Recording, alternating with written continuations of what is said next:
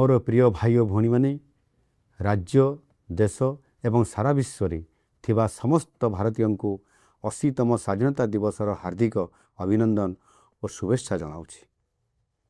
80 वर्ष तले आज दिन में आमे उपनिवेशवाद मुक्ति पाई स्वाधीन भारत रे निश्वास नहीं। आज स्वाधीन भारतर जय जातार आउ एक गौरवमय फर्द जोड़ी है।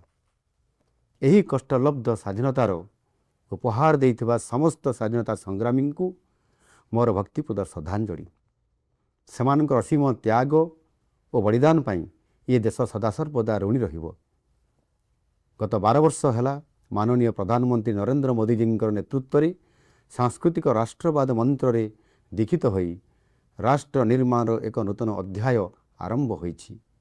आसंतु मिलीमिशि गढ़िबा सुंदर सशक्त विकसित भारत तथा एक समृद्ध ओडिशा।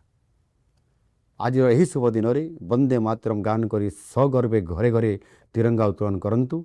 जय हिंद, वंदे मातरम।